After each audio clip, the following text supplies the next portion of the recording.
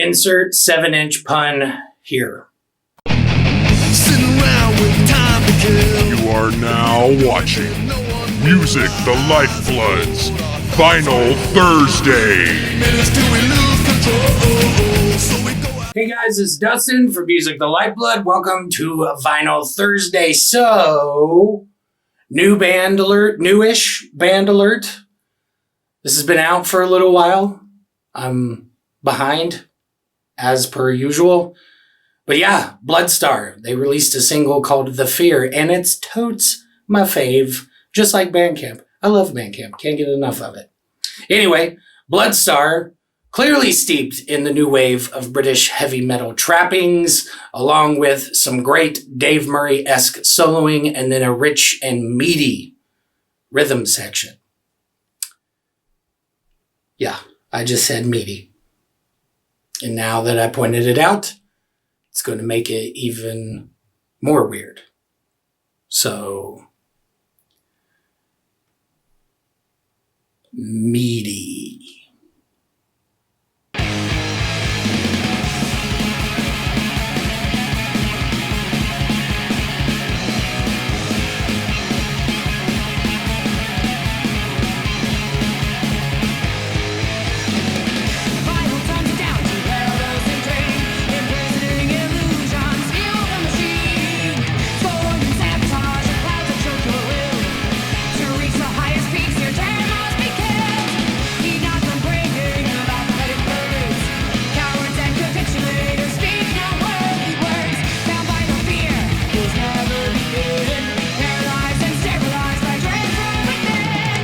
And worth noting too is vocalist Madeline's range. She sits in that mezzo soprano / kinda alto vocal range, and it's a great pairing with musically what the rest of Bloodstar is doing. Kind of reminds me of Ronnie James Dio in that Ronnie's voice set a little bit lower, a little bit slightly down, deeper in tone and timbre than a lot of the other screamers that we have long fixated on in that genre of metal, your Halfords, your Dickinsons, guys like that.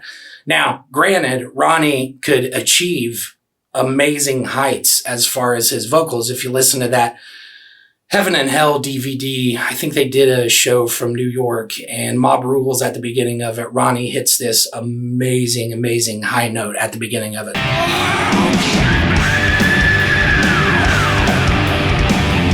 I'm not saying that Ronnie isn't able to do that stuff, because he obviously is. But like I said, he just sits a little bit lower in the mix. And especially when you pair that with Tony Iommi's rhythm and lead work, Vivian Campbell's lead and rhythm work, it's just a great bookend. And you have that same sort of thing with Madeline's vocals in Bloodstar. Her vocals plus Jameson's soloing and rhythm work, just match made in heaven, in my opinion.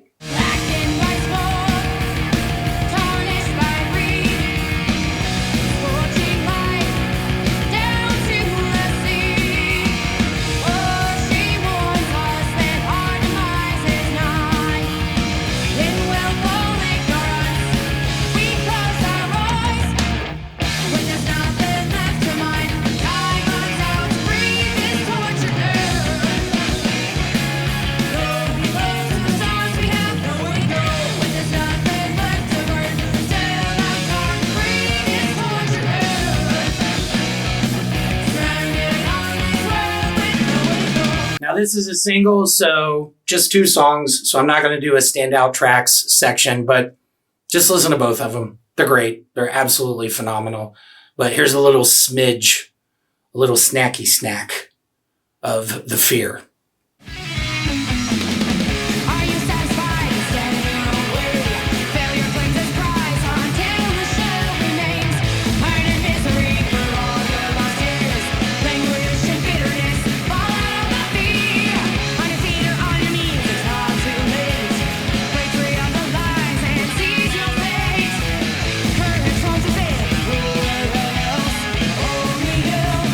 Overcome yourself. It steals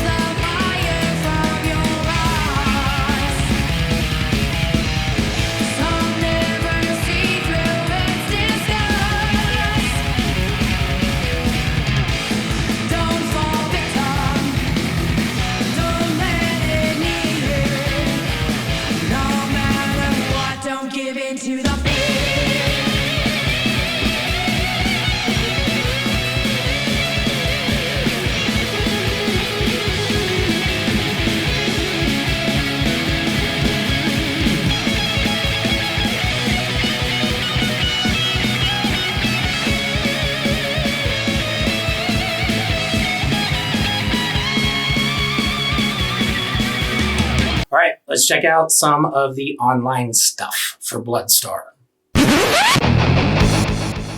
Okay, guys, so first thing up, let's take a look at that badass artwork for the cover of the single. Just it's fucking awesome. Look at it. It's incredible. So this was done by a dude named Marcus Fussell, and it's Marcus, Markus, Fussell, Fussell, I believe. But I did a little bit of digging on him. He's got an Instagram, a lot of awesome stuff on his Instagram. And then you'll notice on his Instagram that he's got an Etsy store. And here's a look at the main page of it right there. Bam. Look at all that. So a couple shots of some other stuff that he's done. He's definitely hanging out in that Frank Frazetta, Boris Vallejo sort of realm of science fiction. You know, I would even say it looks like there's a couple gentle nods to guys like Bernie Wrightson, you know, as well. But he's doing a lot of that fantasy science fiction kind of stuff. And, you know, I thumbed through his gallery on Etsy and just, it's badass. It's absolutely badass. Looks like he's working in mixed media. So I'm guessing if you had one of these close up, there's probably going to be some really cool texture to the actual canvas, piece of art, you know, whatever you want to call it. So it looks like he's doing a lot of interesting stuff, layering colors. I mean, he's great. He's great. Dude is absolutely badass. I like this one here. You know, it looks like a couple planets on the horizon of another planet, maybe a moon back there, you know, just really, really cool stuff. And then I saw this one too. Thought this one was really neat. Awesome. See a couple little guys down there kind of checking out the cosmos from whatever planet or object that they're on. You know, I don't know if I've ever talked about it, but I have a kind of sort of a casual interest in astronomy. You know, it's one of the things when I need a palate cleanser, you know, I need to let my ears rest. You know, one of the things that I really like to look at is astronomy stuff. You know, I'm fascinated by Jupiter. That's, you know, and then here's one more. I thought that was cool. You know, it's kind of like looking at some stardust, maybe a nebula. You know, he's calling it Cosmos, 12-inch by 12-inch acrylic spray paint on 1-inch gallery wrapped canvas. So there you go. Boom. I thought this was cool too. $85. And he's got a Klarna Pay option. Pay him 4 installments of $21.25. So there you go. He's consumer friendly in that regard. So go check this guy's stuff out. He's absolutely badass. Here's one last look at his Instagram so you guys can kind of see what's going on with it. Marcus Fussell. Looks like he's working out of the United States, I think. Yeah, go check this guy's stuff out. Okay, moving on. So first thing I want to check out is the band's Instagram. Right there it is, Bloodstar LC, Bloodstars LC. There we go. Yeah. And there's a couple cool posts they've made. Obviously, I thought this first one that I saw on here, it was a flyer. It looks like it's for sometime in 2021. And I thought this was just a badass lineup for a show. Midnight, you guys, I mean, I've interviewed Athenar on the Music the Lifeblood podcast. You know, we're friendly with Athenar. This is the Heavy Hamburg Halloween 3. So this is going to be Saturday, October 30th, 2021 in Hamburg, Germany. So there you go. What a great lineup. The other is a good band too. And Bloodstar, obviously. Vanek is playing. Vanek, that's the current live guitarist for Midnight. That's his solo thing, which it's badass. If you like Midnight, you're probably going to like Vanek. So go check that out. And then I thought this was cool. Here's an awesome picture of vocalist Madeline. I know a Madeline, and I always want to say Maddie whenever before it comes out. But yeah, that's a picture of Madeline. Looks like she's wearing an awesome shirt. Check this out. They're ultra soft. The graphic is super vivid, and they're hitting our Bandcamp Friday. Bam, right there. It's an awesome looking shirt. Wouldn't mind getting one of those. Probably cut sleeves off because I'm enormous.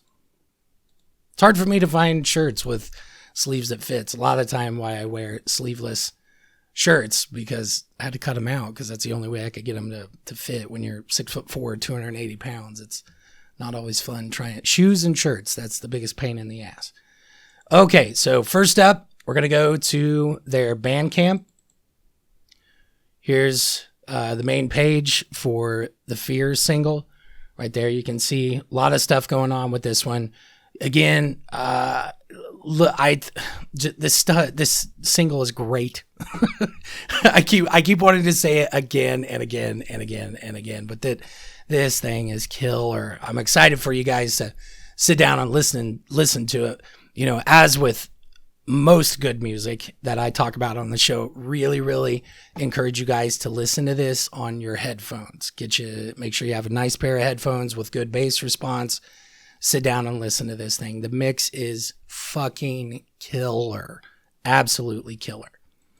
But there's a good look at the main page. And then I thought this was a cool picture of the band. There you go. Bam.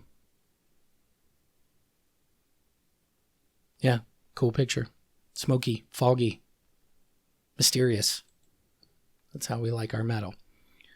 Okay, and then I caught their bio on their Bandcamp, and I thought this was cool. It was a really thorough, well-articulated bio, so I thought we'd go through it real quick. So, Shadow Kingdom Records is proud to present Bloodstar's striking debut EP, The Fear, on 7-inch vinyl and cassette tape formats. Although a brand new entity, Bloodstar is a new creative endeavor for Visigoth guitarist Jameson Palmer. However, let no assumptions linger that Bloodstar is Visigoth Part 2. Visigoth is great, by the way. Go check those guys out. Lots and lots of great stuff from those guys. You know, they got a handful of releases under their belt. Just really, really good traditional heavy metal band. They're great. Anyway, let no assumptions linger that Bloodstar is Visigoth Part 2. While both rooted in traditional metal, Palmer's new outlet here harkens back to the classiest, most cruising, but also darkest heavy metal of the 1980s, both in the US and in Germany. I like the Germany nod there because there's a lot of really important German metal. You know, obviously when you think of the time of the new wave of British heavy metal, that sort of era of metal, Accept is always going to get brought up, and the Scorpions, though I don't know that I would necessarily classify the Scorpions as a metal band. I think they're hard rock with sort of metal flourishes, but, you know, for lack of a better term, I think you could, you know, kind of fit them into that genre. But, I mean, Accept, good Lord, Restless and Wild, just go listen to that all day. And with bewitching vocals of Maddie Smith. Oh, so Maddie with an I. So I guess I can comfortably say Maddie. I always want to say Maddie because I have a Madeline in my life. You know, somebody that I've known for a little while. So, all right, Maddie Smith rightfully at the forefront, moody, mesmerizing, and equally galvanizing the forces as well as portending their doom. Bloodstar is truly a righteous new development in traditional metal. Let me get the rest of it pulled up real quick. Bloodstar's first public recording, The Fear, comprises two equally thrilling tracks. Both move with preternatural ease, their speed graceful but never overdriven, bolstered by a uniquely grinding bass tone that lends further distinction to the band's classic yet not easily pigeonholed style. It's a good way to put that. Good choice of verbiage on that. Riffs and leads are given space and shade, allowing the inherently somber atmospheres to shimmer, simmer, and then sizzle. That's awesome. That's awesome. That whole sentence is just great. That is a badass sentence. Dynamics are crucial here, locating the ever-elusive balance between restraint and force, but never resorting to trite, quiet, loud constructs. And Smith's vocals magically meld as one into the gleaming chrome, working a velvety spell that simply cannot be denied. Put more directly, both the title track and B-side Tortured Earth could equally be hits in and of themselves. And The Fear is just the start. Having recently signed with Shadow Kingdom, Bloodstar are set to release their debut album later this year or early 2021. The Greatest Glory Awaits. Released May 29th, 2020. So, bam, there you go. I wonder who wrote that. You know, whoever wrote that, I'm high-fiving you with my mind. Great bio. Not overly verbose, but vivid. All right, and then just hey, look who wrote a quick little review of the album. Oh my God, it's me. That's super fun. But anyway, I'm not going to read it to you. You guys can go read it on your own time. Anyway, that's on Bandcamp. Hey-o. All right, so let's check out the actual release. So here's an advert, you know, with all the variants and, you know, whatever's going on with the actual release. Really, really good looking. That's one thing Shadow Kingdom is fucking amazing at, is their marketing adverts are just, they're great. They're absolutely great. You can look at the advert and go, I know what kind of band that is. You can just instantly see that's a thrash band, or that's a Angel Witch-ish band, you know, or Savage Master, I think, is on Shadow Kingdom. It's just great. It's great. Whoever's doing their stuff has absolutely got it going on in that regard. All right, so first version, looks like this has sold out as far as I know. I think sold out. Yeah, okay, so limited 7-inch black vinyl with Obi strip and download.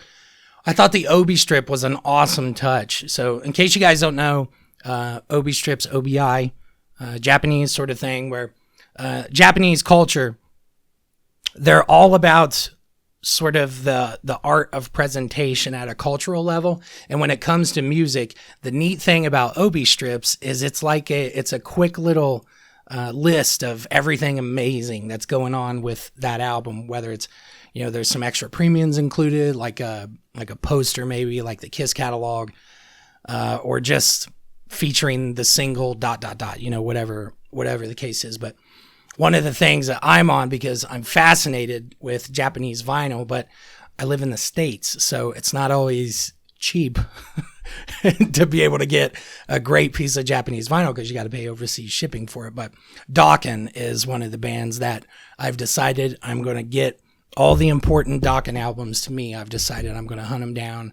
I'm going to hunt down great Japanese versions of them, because like I said, at a cultural level, the sort of art of the presentation is so important to them.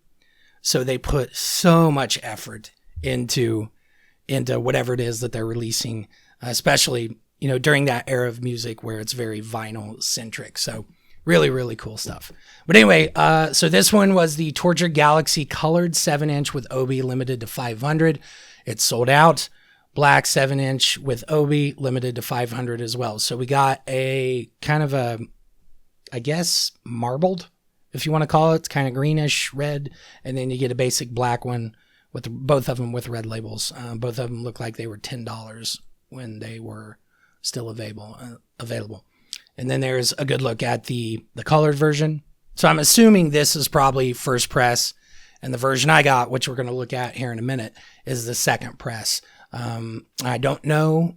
I suppose I could reach out to the band and see if they would have any information on, was it completely different pressing plates, but anyway, there's a good look at that version. Fits really well with the cover of the album too.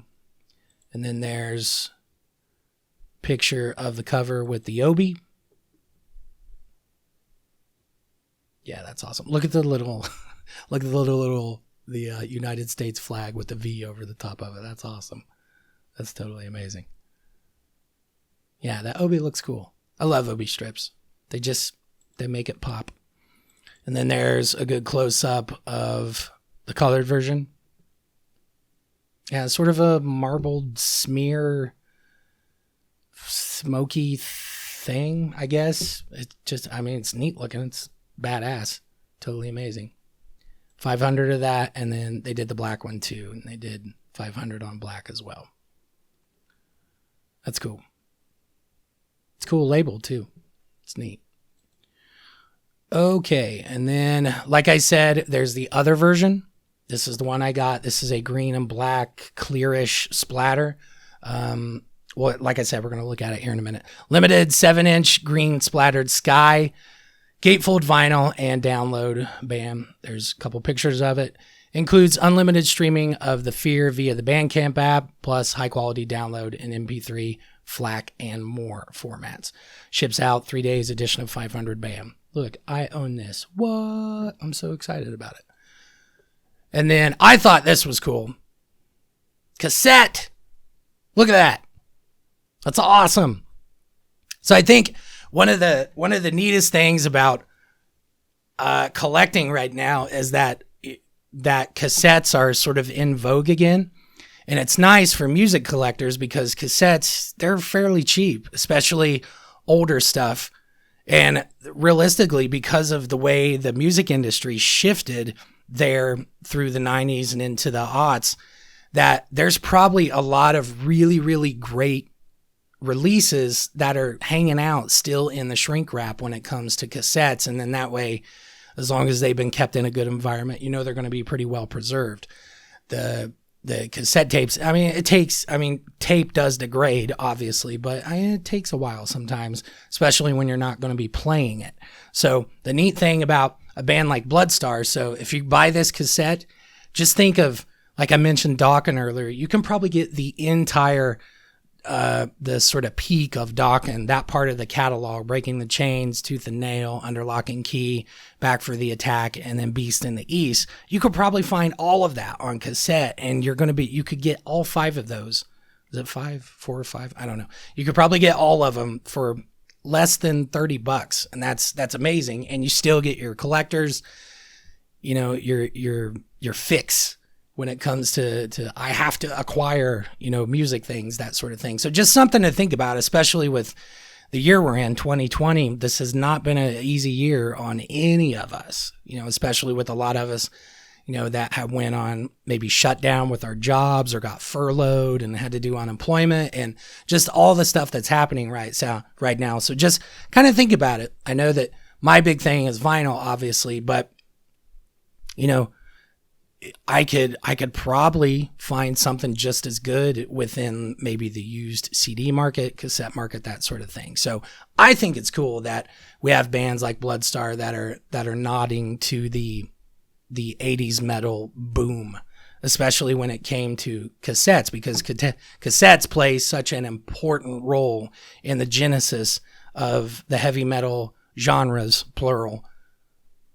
Kind of moving and shifting and forming and changing and things like that. The one I think everybody goes back to is the No Life to Leather Metallica release. They released that on cassette somewhere in the Bay Area.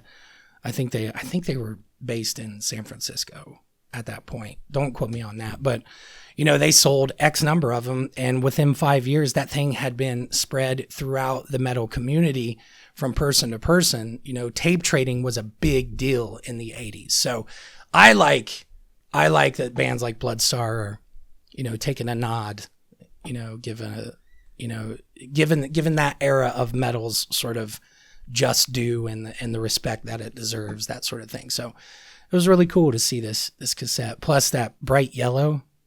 Look how awesome that pairs with the cover art. And the booklet, you know, the sleeve or whatever you want to call it. You call a cassette book a sleeve, or is that just vinyl? I don't know. I think I would call it a insert, maybe. Who knows? But anyway, yeah, really, really cool. Nod to the days of heavy metal past. And then want to make sure that we mention Shadow Kingdom Records. This is the label that they released this single on. Just a badass label. I think Shadow Kingdom and Hell's Headbangers both are really at the cutting edge as far as really, really giving you amazing, amazing packages in toto of an album release, whatever you want to call it. They just know how to do vinyl. They kill it. They kill it. And, you know, Haunt has released stuff. Haunt is Vinyl Thursday alumni. I've talked about them on the show before. And just all this great music. Tyrant released an album not too long ago, earlier this year. I think it's like a Savage Master. I think I mentioned them earlier. Just a great, great label. So if you guys do Bandcamp, just search Shadow Kingdom Records. You're going to find it really, really quickly. And just look at the litany of badass releases that label has put out just over whatever amount of time. Just awesome stuff. Awesome stuff. And then there's this interview. I think the band had made a post on their Instagram, mentioned that we did an interview with Decibel, and checked it out. Saw some good stuff. Thought it would be cool to highlight a couple things in this interview real quick. So, Decibel magazine interview with Bloodstar. Question: what was the original goal for the band's sound when Bloodstar formed, and how did the members assemble? This is from Jameson. He's the guitarist, does some vocals. In 2017, I'd been listening to a lot of Rainbow, Black Sabbath, Riot, Blue Oyster Cult, Uriah Heep, Motorhead, and Iron Maiden. Yeah, that'll do it. Good lot of bands to pick from. Riot, Rainbow, yeah. I wonder if he skews towards Ozzy Sabbath or Dio Sabbath or any of the other Sabbaths that came after that. Ian from Deep Purple was in Black Sabbath for a minute. But anyway, really diving deep into the classic bands that had a simple formula of tight musicianship and great songwriting. I started watching old show bootlegs, reading every interview and biography I could find, analyzing songs, just going all in, trying to figure out what makes a band so good that people still listen to and talk about their albums 45 years after the fact.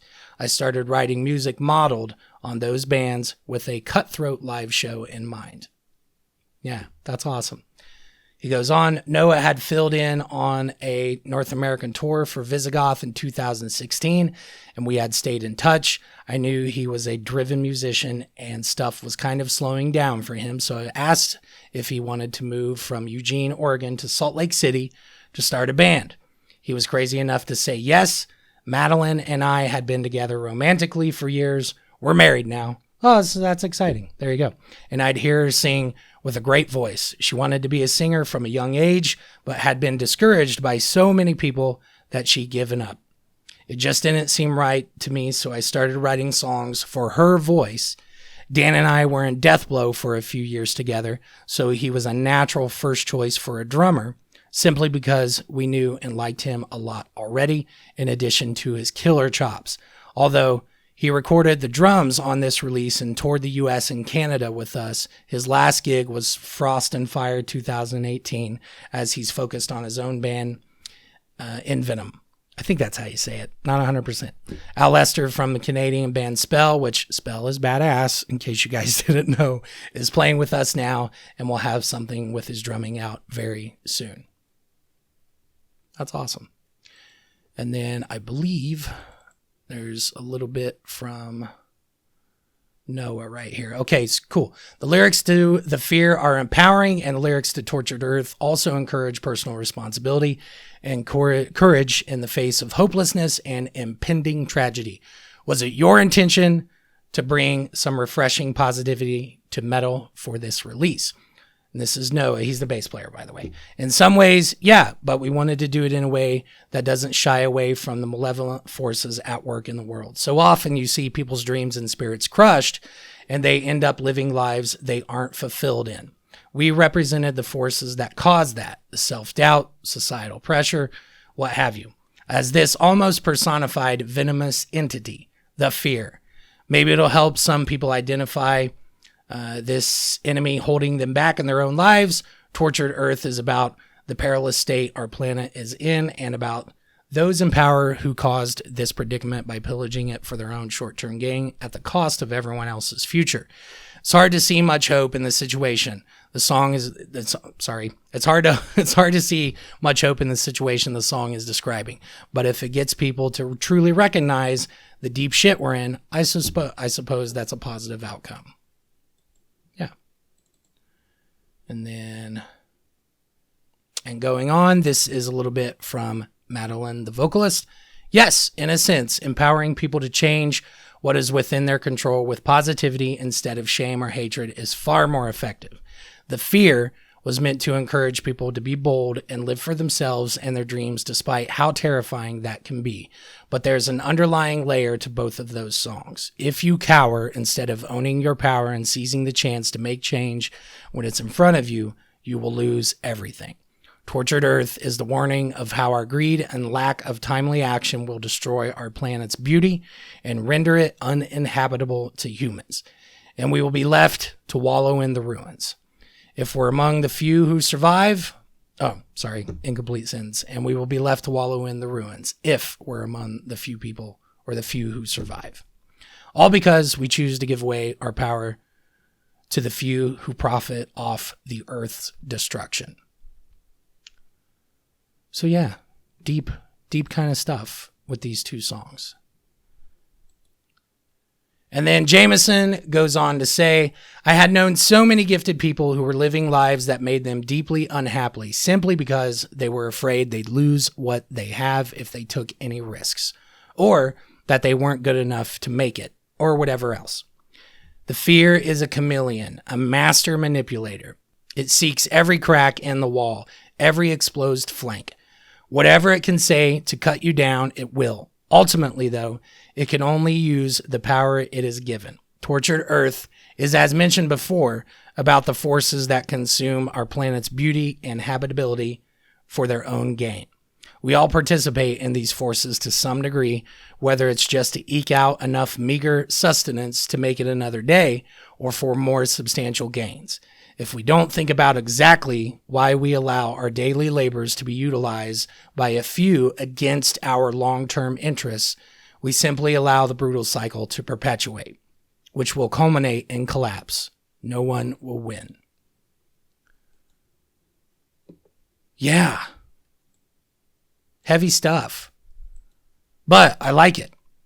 I think seems like to me they're coming from a place of positivity, or positively affecting change in the world. I think that's a good way to put it. Just good stuff. And it's cool to see that, you know, whether you agree or not, I think is irrelevant, but the fact that they're really putting in some labor as far as extracting out that sort of deep meaning and manifesting it in art, music, you know, the 7-inch I have in front of me, the total package, so to speak.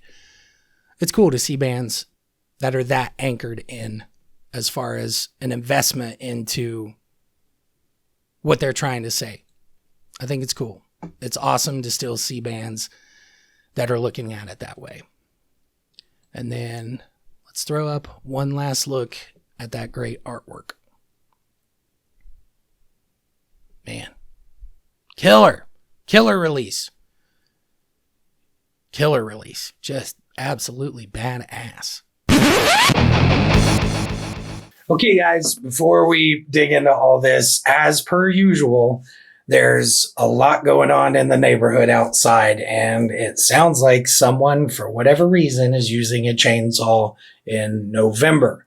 So, sorry about the background noise. If you guys can hear it, cars driving by, just kids yelling. It is what it is. My wife and I would live in a neighborhood where there's a lot of families. So anyway, bear with me. I'll try to reduce the noise as much as possible. Okay, before we open this thing up, take a look at what this came in, just in case if you guys have never ordered from Shadow Kingdom. So this was, obviously, I mentioned it's a 7-inch. It's a single, which I think this is the first 7-inch 45 I've ever done on Vinyl Thursday. So it just doesn't happen very much. But anyway, Shadow Kingdom, they sent me a nice sturdy mailer. It almost looks like, you ever get one of those personal pan pizzas? It's like that. It's a lot like that. I think that's Pizza Hut, right? But anyway, this thing is good. It's a good mailer, nice and sturdy, rigid. And they wrapped the actual 45 in bubble tape. And then you can see in there, or hopefully you can see in there. Yeah, you guys can see all the styrofoam, the little padding that it came in. So this thing was really well protected. So just know that, I mean, Shadow Kingdom's obviously got its shit together. They know what they're doing, especially when it comes to customer service for their consumers. So anyway, there you go. All right. Bam. Yeah. Hype sticker. totally wasn't expecting this thing to have a hype sticker, but I was excited nonetheless. I'm gonna set this aside. There's another good look at the cover, which pretty sure I already threw up a graphic of it, but let's take a look at this hype sticker real quick. So Bloodstar, The Fear, classic American heavy metal tempered with take no shit rock and roll for fans of Blue Oyster Cult, Rainbow, Saxon, and Accept. No stage is safe from the Eldritch. Was that Eldritch? It is. Haha, good one. From the Eldritch Blaze of Bloodstar. So yeah, that's awesome. And then there's your barcode. Green splattered sky colored EP limited to 500. Cool looking hype sticker too. I'll throw up a picture so you guys can see a nice close up of it. Then there's the color or the cover. Sorry.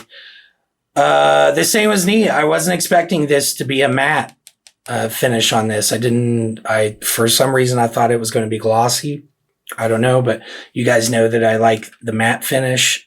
Sometimes I kind of think that the matte covers hold up a little better because the glossy finishes, it's a lot easier to kind of scratch it and scuff it. These hold up really well over time.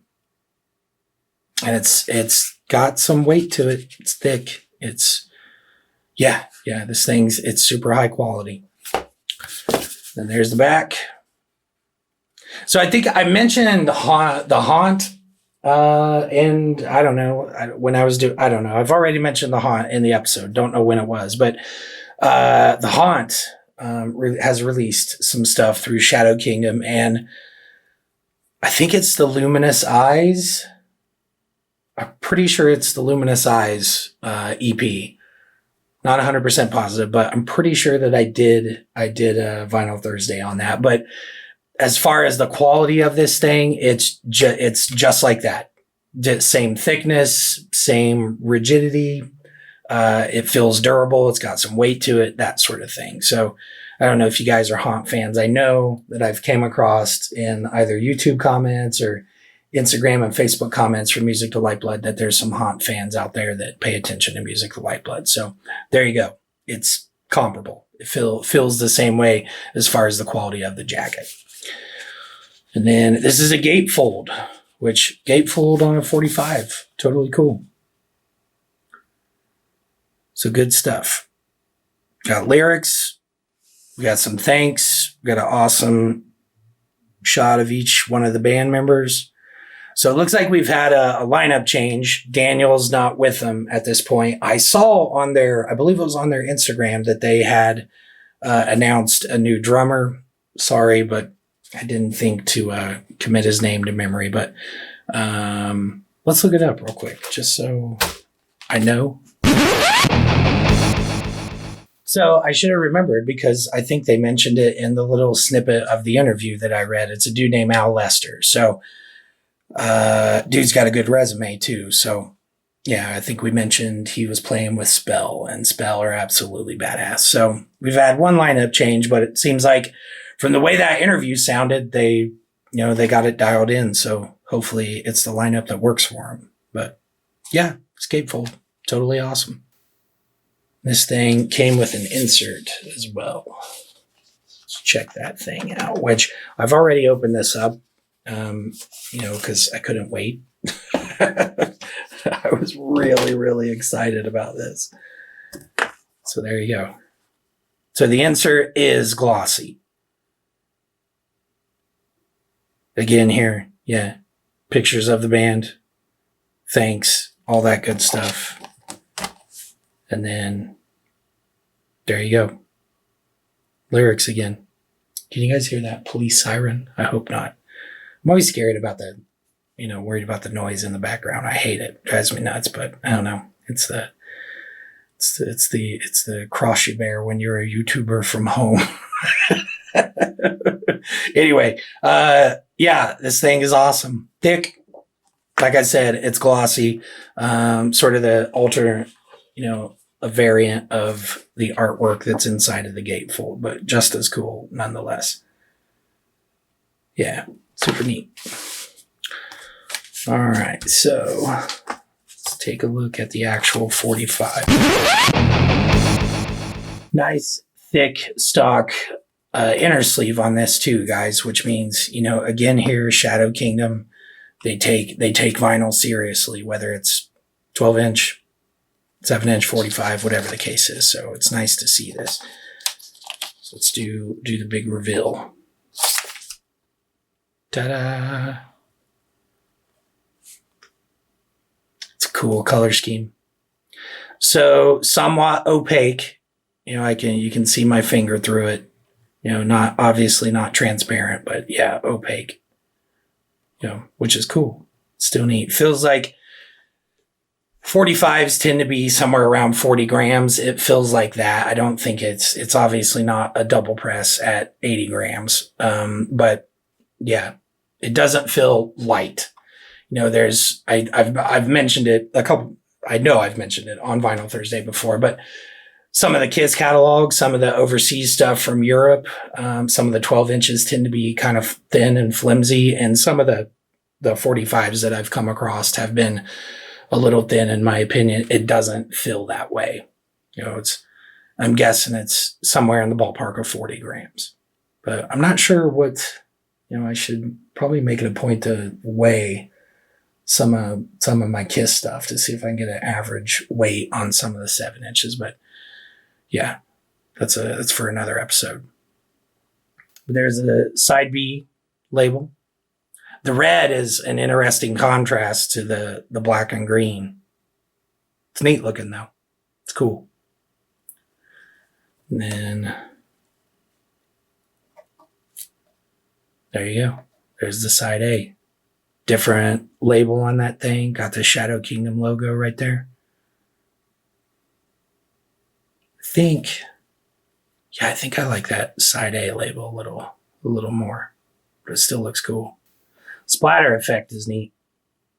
It's always interesting when these splatter presses there, because you always get little differences, obviously, because no, batch of pellets, or if they used a puck, I don't know which one they used, but they're never the same. They're like a snowflake in that regard. They're 100% unique. It never comes out the same. And it's neat.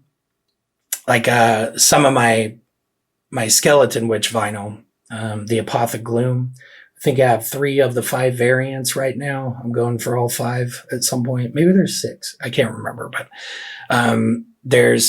those are the colored versions are other than, black and clear. The other colored versions of it are very dense color, not transparent, not opaque. It's just a thick slab of whatever color. And it's always neat comparing when you have solid colors like that.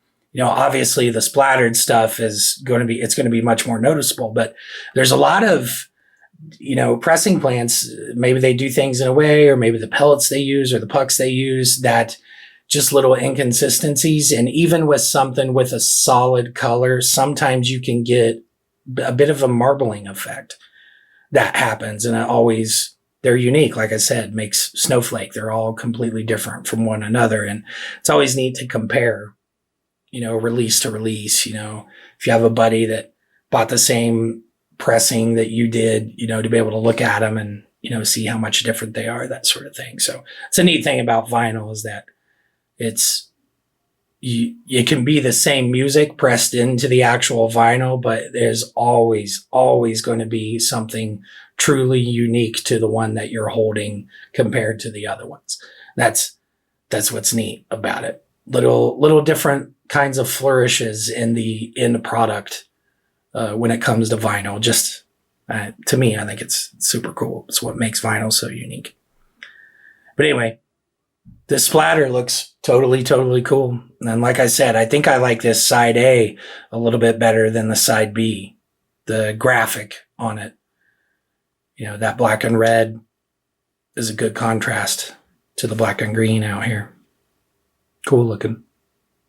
And I'll throw up a backlit photo of this thing too, because I really like taking pictures of the opaque transparent, slightly transparent, whatever you want to call it. I like taking pictures of them because the ring you get around it, it almost looks like an eclipse when when you look at the sun when there's an eclipse. Just really, really neat.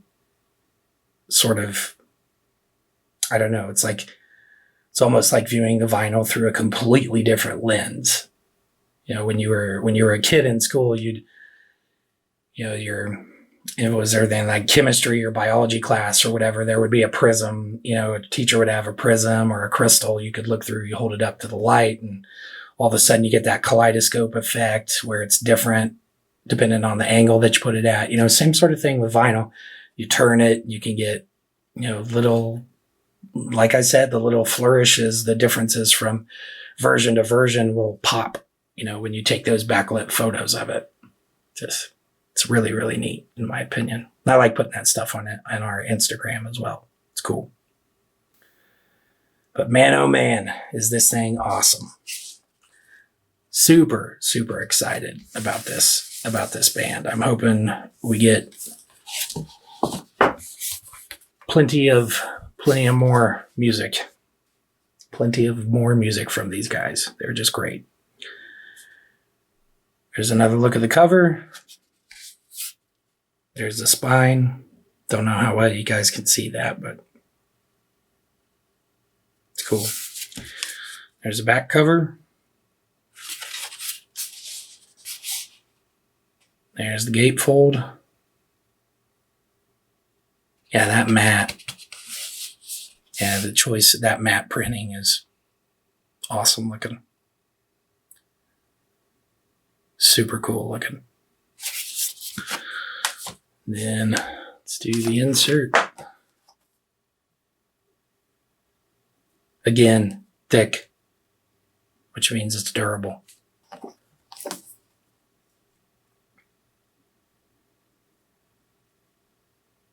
It's a cool picture of Madeline. It's kind of in the heat of the metal moment.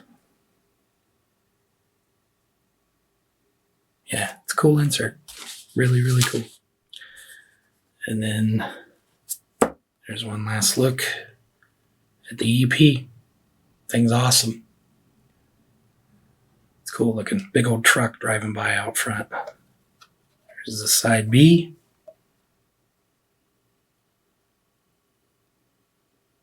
Thing's nice. In good shape too. No warping. Good. Yeah, I'm watching these guys. I'm following them on Bandcamp. I'm super excited to hear what's going to come from them. If any, 2020 has been a tough year, like I said, for everybody, but, one of the trying to make the best of a bad situation, there's probably a lot of really good music that's been written this year. And, we have a lot of really good metal and punk rock to show for it, which I'm excited about because I think we're just going to get slammed with new releases come January of 2021. So yeah, I don't think any of us are going to forget 2020. Just yikes. An interesting year, to put it mildly, it has been. So, okay, guys. Bloodstar. The Fear. Check these guys out. All right, guys, that's it for this week's edition of Vinyl Thursday. Have you checked out Bloodstar? Are you going to? Do you love it? Is it the greatest thing you've heard in months? Because 2020 is awful. Except for Cancerslug. Cancerslug is putting out good stuff. So that's worth mentioning. We love us some Cancerslug at Music the Lifeblood. All right. Notification bell, subscribe, all that bullshit. I don't want to do this part anymore because I'm tired of it. So if you want more Music the Lifeblood stuff, just go search it. It's out there to be had.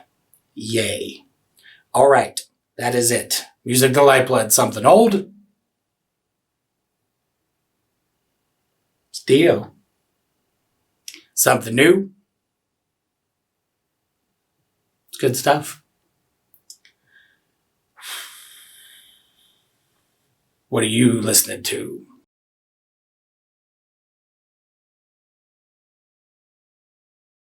Hey, folks, don't forget you can support Music the Lifeblood by buying some of our shit. Go to teechip.com and check out the MTLB-ULTRA-MEGA-STORE. Tons of fun stuff. Coffee mugs, t-shirts, hoodies, all kinds of shit. So you look cool for once. All right. Fucking merch.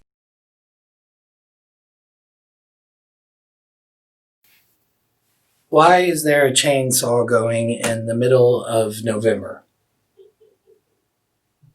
My wife is laughing in the other room.